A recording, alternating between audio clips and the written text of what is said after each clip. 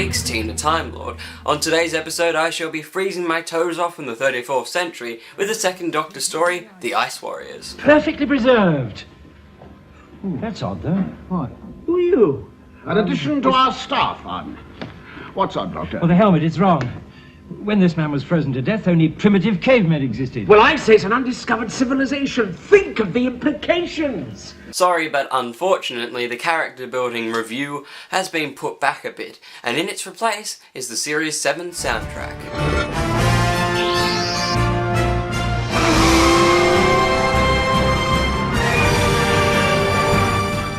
But first, of course, I have to do that reading the news thing. Yep.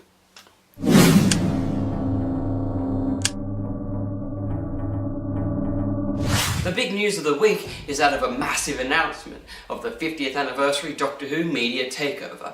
Firstly, of course, the 75-minute 50th special episode on November 23rd. The episode has been given a beautiful poster featuring Matt, David and John Hurt. And some interesting details to note is that of the Bad Wolf signage, the Gallifreyan symbols, of course the destroyed Daleks, but more importantly, a red sonic screwdriver. The episode has been given the title, The Day of the Doctor. The episode will premiere on the 23rd of November on a simulcast around the world. An exact time is yet to be confirmed. Other highlights from the takeover is the docudrama An Adventure in Time and Space, which features David Bradley in the role of William Hartnell in the 90-minute feature showing the birth of the 50-year-old programme. BBC4 is set to air the first ever Doctor Who episode, An Unearthly Child. The remastered episode is to be aired for the very first time. This and many more programmes have been announced for radio and television. A link to everything is in the description. Now, in related news, Peter Davison, the Fifth Doctor, has revealed in a daybreak interview that he in fact owns a copy of the 50th script. None of which I'm allowed to tell you anything about. Oh, but you are privy to them? I am privy to them actually, yes. I have got a copy of the script, I'll admit that to you, but it's got my name embossed across it, so it's top secret. But there's other stuff, there's lots of other things that are going on that people should keep their eye open for around the 50th anniversary special. Could this be a bit of a hint that he is returning?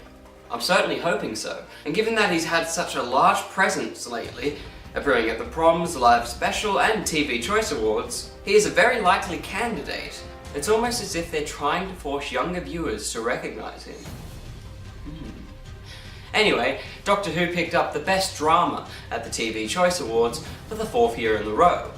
As well as this, the show is awarded the Outstanding Achievement Award, as presented by Peter Davison, and collected by both Stephen Moffat and David Tennant. Matt Smith was filming at the time, but also appeared via a video message. Matt Smith lost out on Best Actor, however, losing to his predecessor, David Tennant, for his work on Broadchurch. Think what we have to do now to rebuild trust there.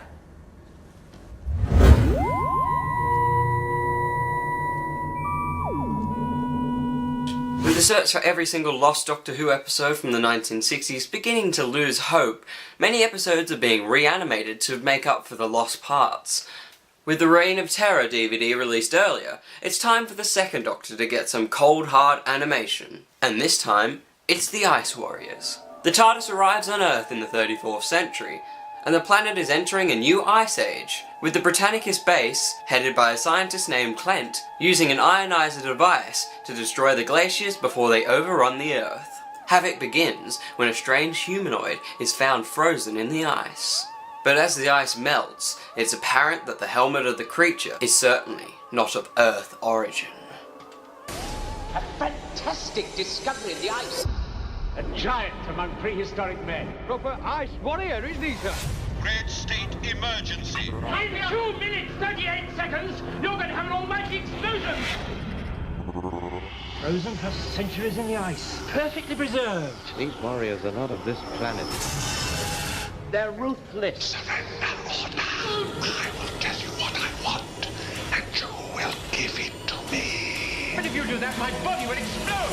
Writer Brian Hale brings to us a rather inventive and, I feel, original storyline for this classic series episode. Having the ever-present threat of global warming in our modern-day context, this episode is refreshing as it brings the idea of the opposite, the Earth freezing over. Patrick Troughton's cosmic hobo doctor is as usual funny, intelligent, kind, caring, and propels this story along with fine force, and his comedic interaction with Fraser Hines as Jamie is as usual brilliant. It looks like a great big wall of ice.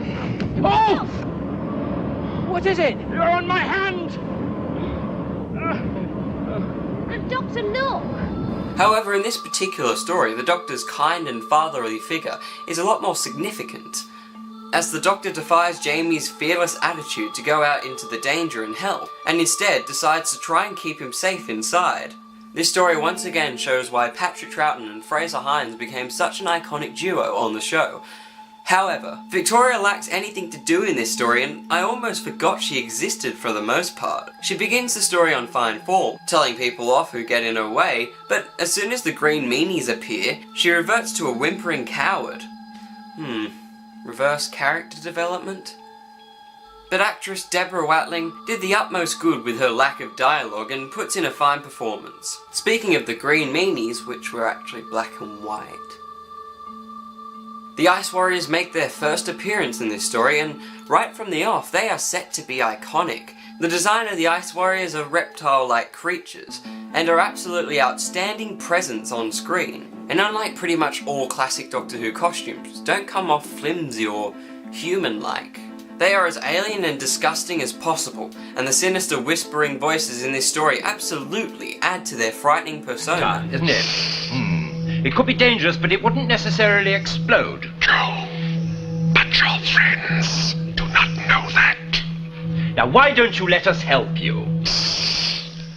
We can get what we want without your help. As the story is rather windy and snowy based, the whispered hushed voices blend in nicely with the context and would have had most 60s children hiding behind the sofa. Supporting cast member Clint, who is head of the base, is strong in his performance and actually stands up for his opinions and is not persuaded by the Doctor's intellect. Actor Peter Barkworth gives us a fine performance and a clear, well-constructed character. Shame about his rubbish limp acting though, which he actually forgot about at times. Now usually with a large-scale environment, such as the cave systems of an Antarctic base, Classic Who gives us a 4-sided 10-metre set.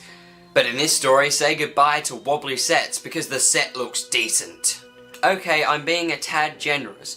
It's not perfect, but given the budget they were given, the snow sets look lavish and open, and the continual snowfall effect is well done. Inside the base there's lots of technology and built-up controls, but don't ask why there's a bunch of spoons and forks inside one of the computers.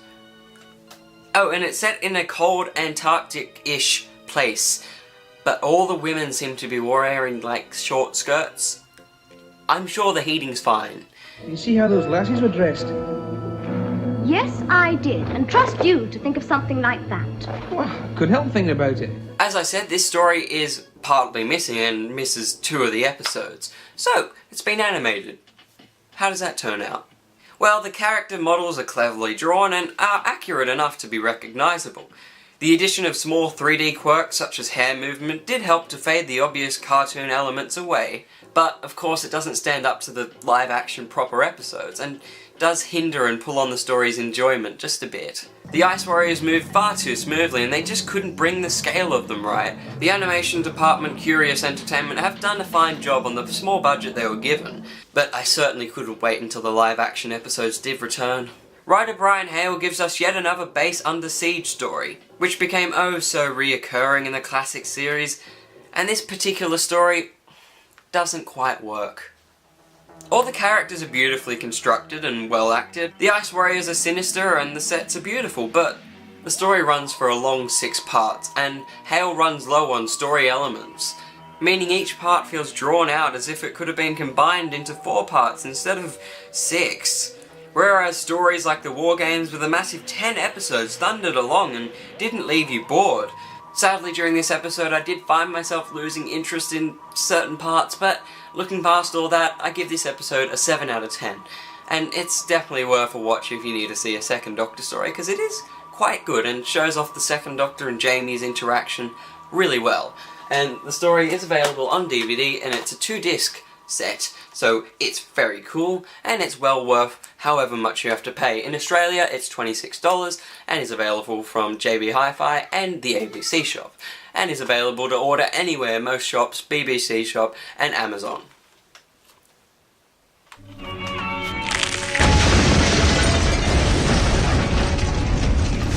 As the news of the 50th special trickles in, shops are already making pre-orders available for the episode. 3 versions are to be released: a standard DVD, a Blu-ray release, and a 3D Blu-ray release. Each edition is set to feature extra content to be announced, and are due to be available on the 2nd of December. Big news for fans who haven't bought Series 1 to 7 on DVD or Blu-ray yet, which is like none of us because everyone buys it as soon as the box set comes out. Anyway, the BBC have announced that they shall be releasing a Blu-ray box set of Series 1 to 7. Yes, that's right, although 1 to 4 weren't actually shot in high definition, they have all been remastered for this special release. New special features are also included, such as the 2010 proms, which have been upgraded to 5.1 surround sound, and is the full 90-minute length, as opposed to the 60-minute cut-down appearing on most other releases. The set includes special art cards, and is priced at £167, or $264, with a release date not yet known. Now, I'll have to revoke my previous statement from the pilot episode of Tea And A Timelord, because Silver Screen have announced that they're going to be bringing out a separate soundtrack for the 2 Christmas specials. Yes, The Doctor, the Widow and the Wardrobe and The Snowman have been given their own soundtrack. The single disc release shall feature 32 songs from the specials, with 19 from 2011's special, and the remaining 13 from The Snowman. The booklet which comes with the soundtrack is reversible, allowing a cover from either special. The soundtrack will be released on the 21st of October, and is available to pre-order through Silver Screen's website. Silver Screen Records website. That's the name I meant to say. Will I re-record this? No, because I can't be bothered.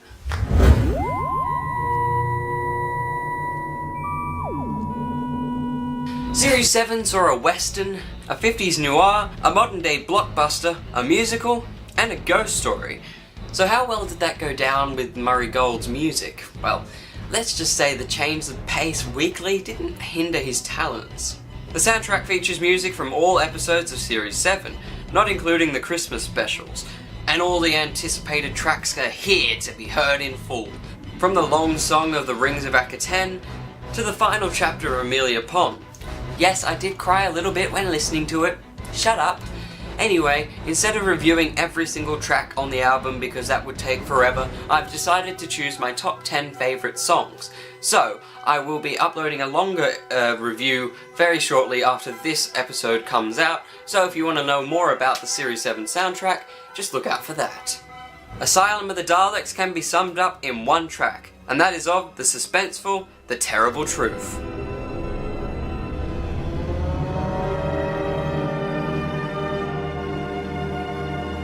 And you know a score's brilliant if you can see the scene whilst listening to the music. Take a Ride on Tracy proves Murray Gold's brilliance in creating comedic music.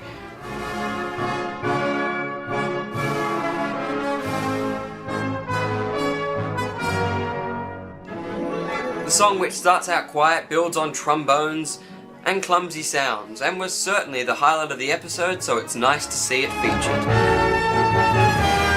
Welcome to Mercy and Out West are far too brilliant to choose between them.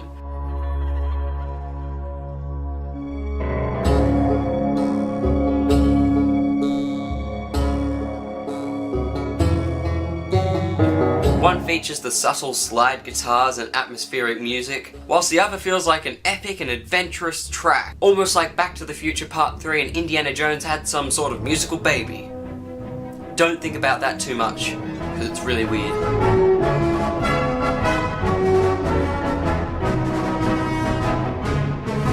The Power of Three's cube is certainly strange in its grinding synth and almost western whistles, but it is certainly a brilliant and inventive piece from Murray Gold.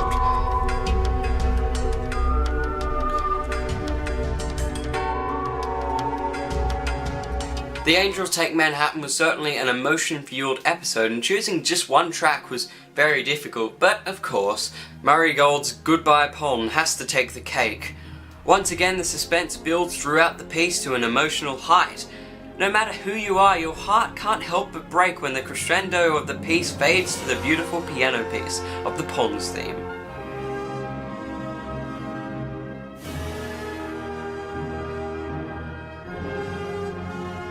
Dear goodness, it smashes the one-note Doomsday out of the water. Without even thinking, Bar Bar Bikers is the best for me. From the opening note, it is happy and upbeat and is such a contrast to any work Gold has ever produced.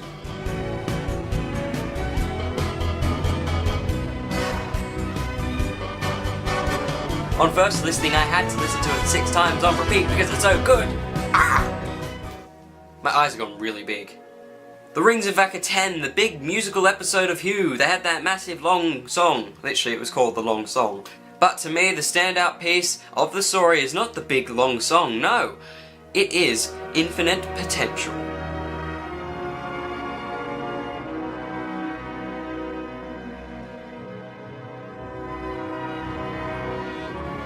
Its soaring violins is absolutely beautiful.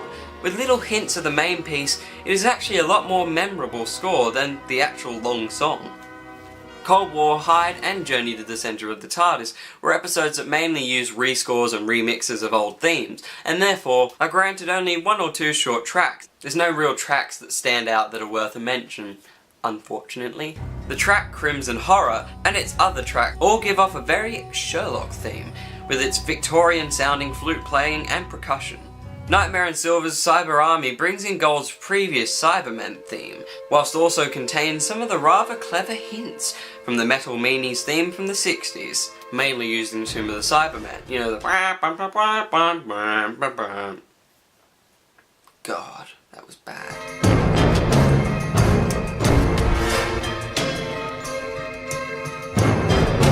Now this track is rather sinister and creepy, and rather sums up the quiet but terrifying nature of the new Cybermen.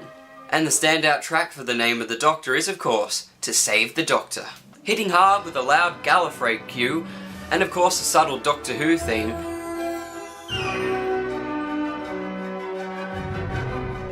It is one of the greatest scores I feel Murray Gold has ever written, and I'm hoping someday, with the right situation, the track shall return, extended. The Series 7 soundtrack is beautiful in every single way, and I'm so glad they were given 2 CDs to put all these epic scores on. There is absolutely no tracks lacking, which is a first for a Doctor Who soundtrack. I'm giving it a 9 out of 10, only because some of the tracks felt a bit short and lacking, and also, where was the Doctor Who 2013 theme remix? Hopefully they're just saving it for the 50th anniversary soundtrack. Fingers crossed. So that's it for this week, and there's no preview for the next time because I'm off to the UK tomorrow. Well, tomorrow in terms of filming this. So basically there won't be any more Tea and A Timelord episodes for about 2 or 3 weeks. You might be wondering, where's the Doctor a Week episode thing gonna happen? Well, they will be up, but they might come in a big storm at you when I get back, and in separate videos instead of in this, and it will be a catch-up, so I'll probably have 3, 4, and 5, all in one thing. So, until then, do get these 2 episodes that I put up, get them some good views. I'd love it if I came back and they'd have like more than 10 views, that'd be cool, thanks. But until then, goodbye. That was an ugly cry. I'm never gonna cry on camera again. That's ridiculous.